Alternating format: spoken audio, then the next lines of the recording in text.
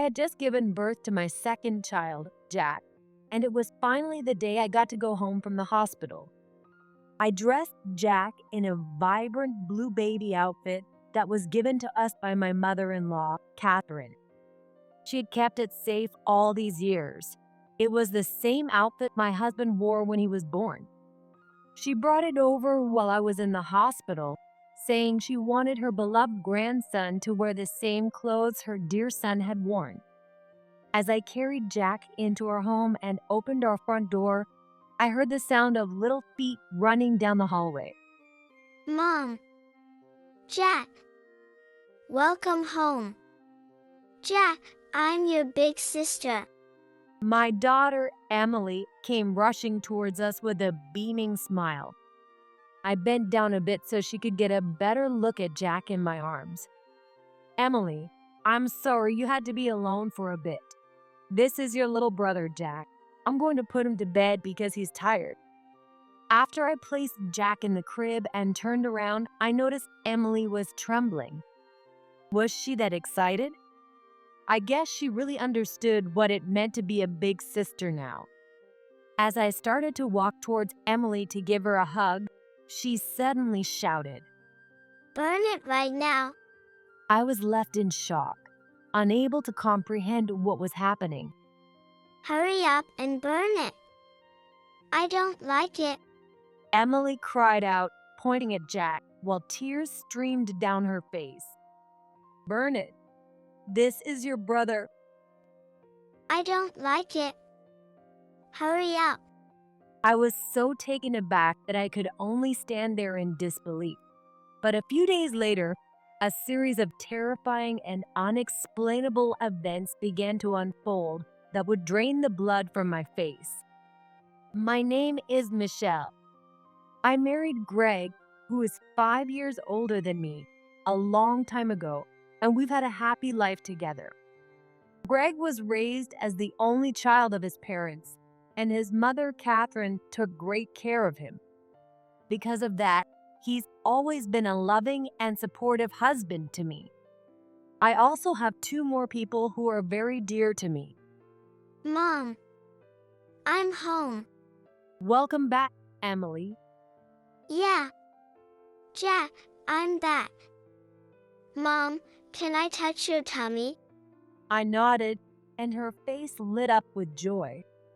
As she gently placed her hand on my belly, her smile grew even brighter, filling my heart with happiness. Jack, it's your big sister here. I wonder when we'll finally meet. Just a little longer. Really? I can't wait. Oh, Mom, he just moved. Do you think Jack is excited to meet me? This spring, my daughter Emily started elementary school. And next week, my son Jack is due to be born. Emily is so curious about her soon-to-arrive little brother that she touches my belly the moment she gets home from school. The way she touches it, as if it were the most precious thing in the world, always makes me smile with joy. Even when I couldn't move around much due to my pregnancy, Emily was always eager to help out, and it's been such a blessing. She's a sensitive child, but very understanding, so I'm sure she'll be a great big sister who guides her little brother with kindness. Although she's a bit of a scaredy cat, I believe she'll grow stronger and braver once she has a little brother to look after. I'm excited to see how the 2 of them will bond as siblings. Mom, Grandma's coming. Really? Grandma isn't coming today. No, she's coming soon. Sometimes Emily says strange things. She has a knack for predicting what's about to happen or avoiding places she feels are unsafe, like an empty park she once refused to enter, saying there was a bad person there. It's odd how often her instincts are right. Children's intuition is truly a mystery. As I was chatting with Emily about her day at school, I suddenly heard our front door open. Michelle, I'm here again today. Called out my mother-in-law, Catherine. I was taken aback, realizing that Emily's prediction had been spot on. Ever since I told her I was pregnant with Jack, Catherine's visits have become more frequent under the pretext of helping out. Honestly, it's a bit stressful, but I keep quiet because complaining would just lead to unnecessary drama, like her suggesting we get a divorce. Oh, not even a welcome at the door? You're so cold. Emily, go upstairs. Don't come down until I say it's okay. Mom, I'm scared. It's all right, Emily. I'm here with you. There are plenty of dolls upstairs. Now, go on. Ignoring the voice from the entryway, I watched as Emily climbed the stairs. Once she was safely upstairs, I dragged my heavy body towards the front door. Welcome, Catherine. Oh, Michelle, you took your time. I'm sorry, but I'm close to giving birth and having a hard time moving. So what brings you here today? Oh, right. I wanted to give you this today. A custom-made towel with Jack's name on it. And this one is his toy. Catherine said this as she started pulling out items one after another from the large paper bag she was holding. The once tidy living room floor was quickly covered. Well, I really appreciate you getting these things, but we already have plenty of toys that Emily used. So we're good. What? You plan on letting my precious grandson use hand-me-downs? Wait, hand-me-downs. And why is this only for Jack? You didn't seem to care at all when it was for Emily. Oh no, I did give something for Emily too, remember? A cash gift at her birth. That's not what I mean. From the beginning, Catherine had always wanted a grandson and showed no interest in Emily. She didn't even give her a Christmas gift or talk to her, even when she was right in front of her. Catherine had always doted on her son, Greg, and seemed to dislike me as well. But when her long-awaited grandson turned out to be the wrong gender, her resentment towards me intensified, and she began suggesting that I was an incompetent wife and even that we should get a divorce. However, the moment she found out that our next child would be a boy, her attitude changed dramatically. Although her harassment of me continued, she started buying all sorts of things for Jack. But it was always just for Jack, never for Emily. That's why I always tell Emily to go play upstairs so she doesn't get hurt. So, your due date is soon, right? Yes, it's supposed to be next week. Hurry up and have him, will you? I'm sure little Jack is eager to meet his grandma. Without warning, Catherine suddenly reached out and touched my belly. The way she touched it and what she said made me feel incredibly uneasy. I thought it would be better to tell Bob, her husband, and ask him to stop her from coming over. Bob was already retired and usually stayed home. He's a gentleman and generally tries to avoid conflict, so he probably doesn't say anything about where Catherine goes. Bob is fond of Emily and even gives her some money secretly, so I'm sure he would help. With my due date approaching, I didn't want to move around much or get stressed from talking to Catherine. As I sat there, half listening to Catherine's endless complaints, I found myself zoning out. And then, a few days later, as I was resting like usual, I was suddenly hit with a sharp pain in my abdomen. My labor had started. I couldn't help but let out a small groan, and Emily immediately rushed over, worried. Mom, are you okay? I reassured her by patting her head and then quickly called my mom. Soon after, Greg, who had taken time off work in anticipation of the birth, took me straight to the hospital. Since this was my second child, there was no panic, and I safely delivered the baby. A few hours later, I was holding that tiny life in my arms. Hello, Jack. It's Mommy. Nice to meet you. It's Daddy. You'll get to meet your big sister soon. Newborn Jack was crying energetically in my arms. I gently stroked his small body, silently wishing that he would walk a happy path in life from here on out. A few days passed, and my body had mostly recovered when Catherine and Bob came to visit.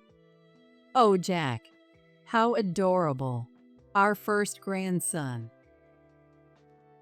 Catherine exclaimed loudly as soon as she entered, immediately reaching over to stroke the head of the sleeping Jack beside me. Catherine, I'm sorry. I know you're excited, but he just fell asleep, so if you could be careful not to wake him. That's right. Congratulations, Michelle, on the birth. Are you feeling okay? Yes, I'm feeling great, especially since this is my second time. Oh, Bob, please don't compare this birth with Emily's. Jack is the heir of our family. That's not a nice thing to say. Sorry, Michelle. It's okay. I'm used to it.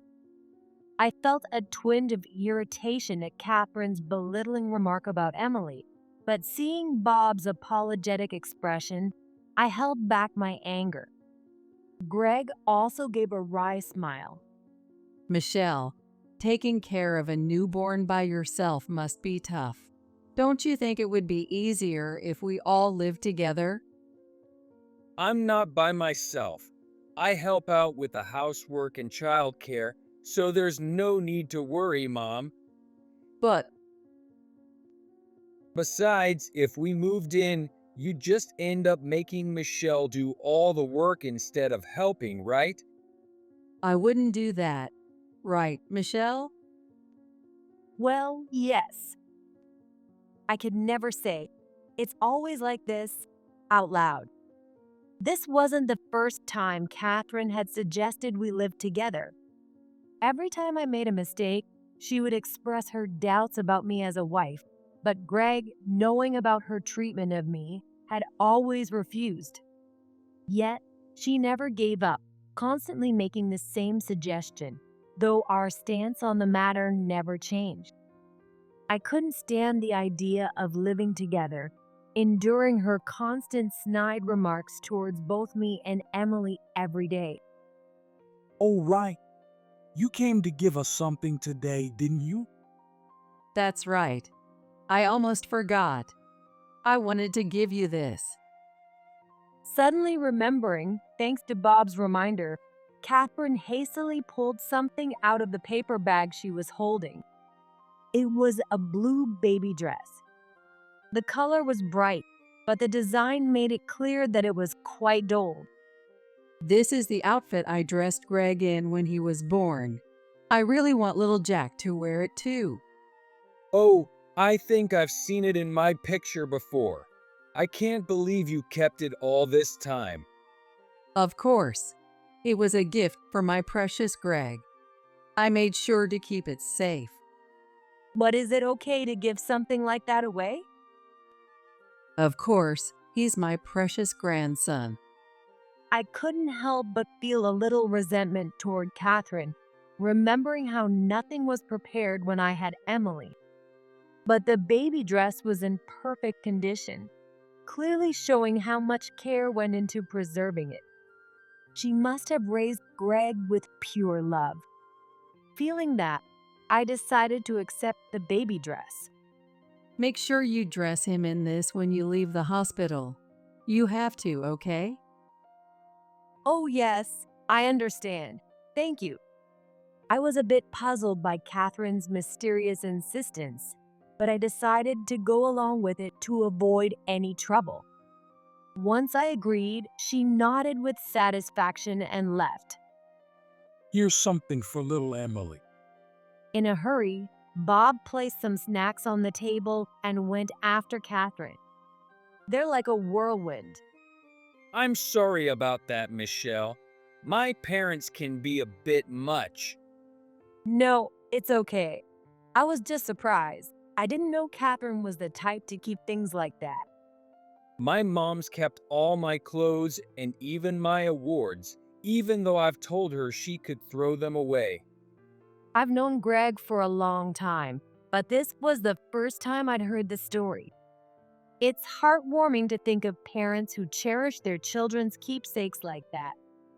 I'll make sure to keep Emily and Jack's things too. One day, when they start their own families, I want to pass these memories on to them. Until then, I'll pour all my love into them. I don't want to become the kind of parent who can't let go. Well, I should head home now. Emily must be missing me. I'll give her these snacks. Just a little longer until you're discharged, so take it easy, okay? With that, Greg left the hospital room. Talking with people is really fun, but it does tire me out a bit after giving birth. Looking down at Jack, who was still asleep in my arms, I felt a renewed sense of happiness and slowly closed my eyes. On the day of discharge, just as Catherine had asked, I dressed Jack in the baby dress she had given us before leaving the hospital. When we got home, I opened the front door and immediately heard the sound of little feet running down the hallway. Mom. Jack. Welcome back. Jack, I'm your big sister. Emily came rushing over with a big smile. I leaned forward a bit to make it easier for her to see Jack in my arms, and she suddenly stopped in her tracks. Emily, I'm sorry we made you feel lonely. This is your little brother, Jack. As soon as I said that, Emily started trembling. Was she so happy that she was shaking? She must be really feeling what it means to be a big sister now.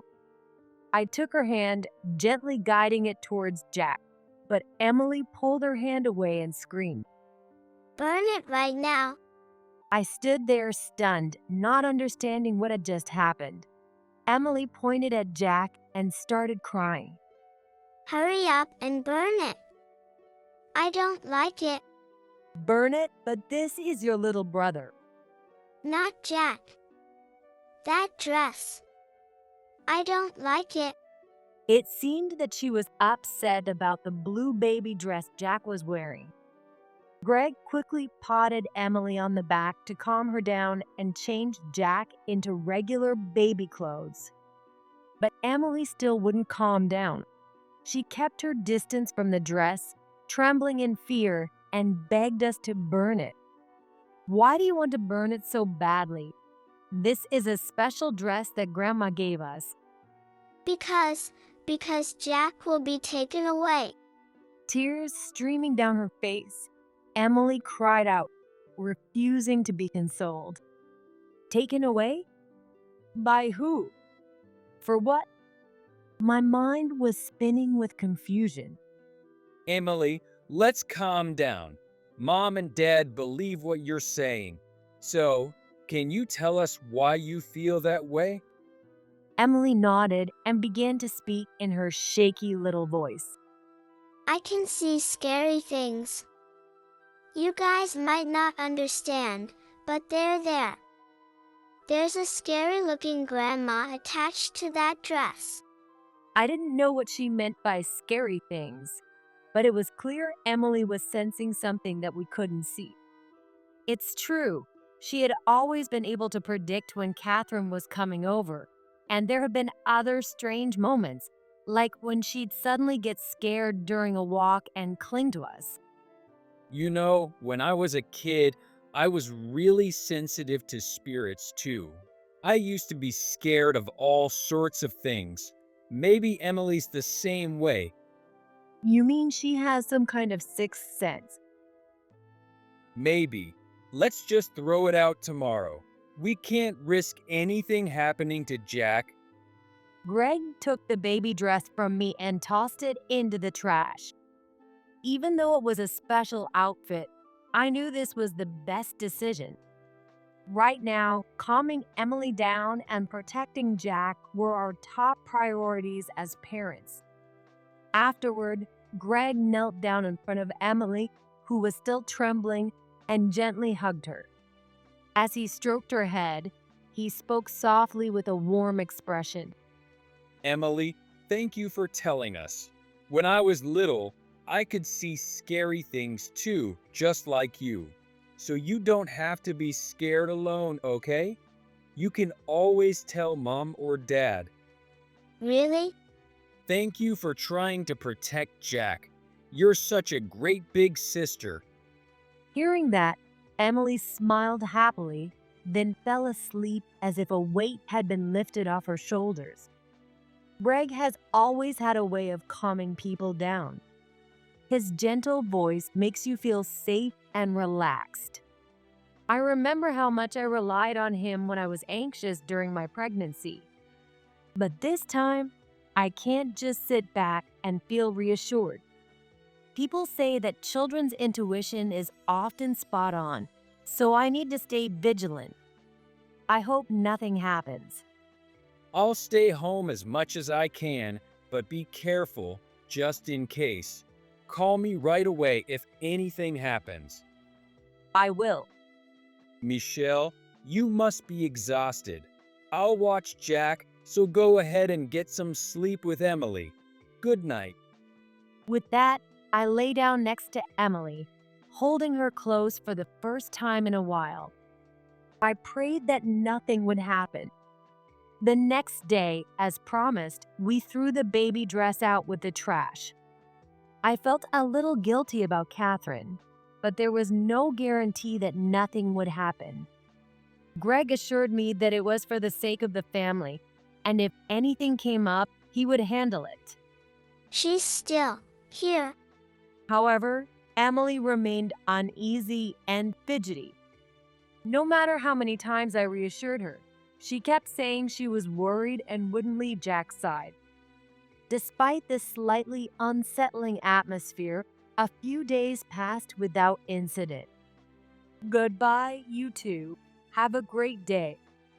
One morning, after seeing Emily and Greg off, I locked the front door securely and sat down on the sofa. Jack was still sleeping, and I felt the exhaustion of the past few days catch up with me in the quietness of being alone for the first time in a while. Up until now, Greg had been working from home, so we'd been sharing the household chores and childcare duties. But today, he had an important meeting in the morning and had to go to his office. Jack's still asleep. Maybe I'll take a quick nap too. I lay down and closed my eyes. For a moment, Catherine crossed my mind, but she hadn't come over since before I gave birth, and nothing had happened so far, so I figured everything would be fine. With that rather naive thought, I drifted off into sleep. Mom, wake up. Something's wrong. Wake up, quick. In my dream, Emily was urgently pleading with me, and I suddenly woke up. I didn't know what was wrong, but a terrible sense of dread washed over me, and I broke out in a cold sweat. I frantically looked around the room. Nothing seemed out of place. Nothing had been disturbed. Except for one thing. The baby crib was empty. Jack! I threw aside the bedding and checked around the crib, but he was nowhere to be found. Where could he be? A newborn like him couldn't have gotten out of the crib by himself. What could have happened while I was napping? My mind was in a complete panic, unable to piece together what was happening. I grabbed my smartphone, thinking I should call Greg, when I heard a noise from the front door. Rushing over, I found Catherine standing there, holding Jack in her arms. Catherine, what are you doing? This is kidnapping.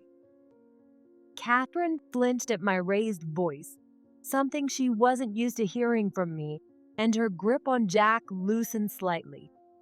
I took that chance to push her aside and snatched Jack back from her. What on earth were you thinking? And how did you even get inside? Oh, Michelle, you've got it all wrong. I just thought you might be having a hard time managing alone, so I was just going to take Jack back home with me. That's what we call kidnapping, taking him without permission. I'm calling Greg and Bob right now. Greg's at work, isn't he? And asking Bob to come all the way here. Look, I'll just leave now. You're not going anywhere. They'll be here soon. Catherine muttered something under her breath, but I ignored it, keeping a close watch on her from the living room. Jack was right by my side, and I made sure to keep him as far away from Catherine as possible. I wouldn't let her touch him again. Michelle, Jack, are you okay? Greg rushed in, out of breath, less than 10 minutes later. I was so relieved his office was close to home. Mom, what were you thinking? I've told you already. I did it for all of you. What? Yes, for everyone. Jack would be happier if I raised him, and that way you could live with me again without any worries. Michelle could focus on raising Emily, and Emily would get to spend all her time with her mom. See, if Jack comes home with me, everyone will be happy.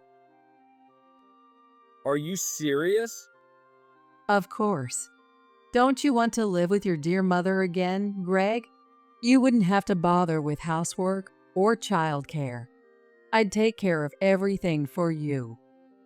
Greg and I were both speechless at Catherine's casual declaration. Everyone would be happy? No, the only one who would be happy is Catherine.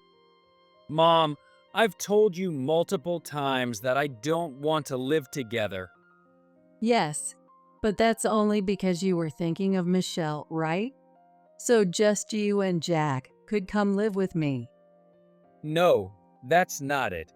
Sure, I used Michelle as an excuse, but the truth is, I've never wanted to live with you, Mom, especially not at the expense of my own family. How can you say that? We'd still see each other all the time, and we'd be happier than ever.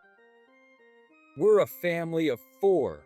If anyone is missing, there's no way we could be happier than before. Greg sighed deeply, clearly frustrated with his mother's logic. I felt the same way. We're happy because we're all together. The thought of living apart just isn't something I can imagine. But Catherine didn't seem to understand this. She tilted her head in confusion, as if she was about to argue back, but just then, the doorbell rang. I got Greg's message. Michelle, I'm truly sorry for all of this. Oh, Bob, please don't apologize. You haven't done anything wrong. As soon as Bob entered the living room, he immediately apologized to me. His face made my heart ache. Bob hadn't done anything wrong. No, this is my fault. I've spoiled Catherine for too long. I should have stopped her before it became a problem for you. What do you mean? Ever since you got home from the hospital, Catherine has been leaving the house every day. I got suspicious and followed her. She was hiding out in your yard, waiting. I was so shocked I couldn't speak. She was practically stalking us. At first, I thought she was just keeping an eye on Michelle, knowing things would be harder with a second child.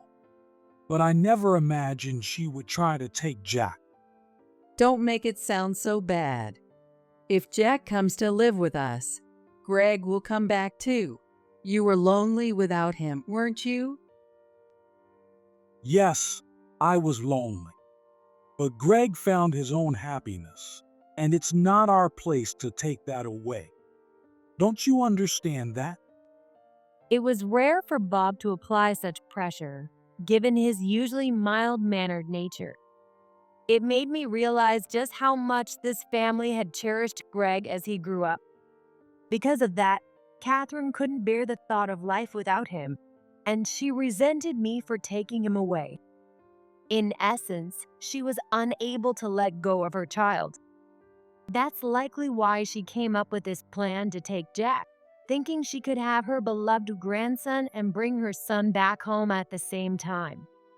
I know that years from now, when Emily and Jack grow up and leave home, I'll likely feel the same loneliness. I'll want to keep them close, to have them stay my little children forever. But that's just my selfish desire.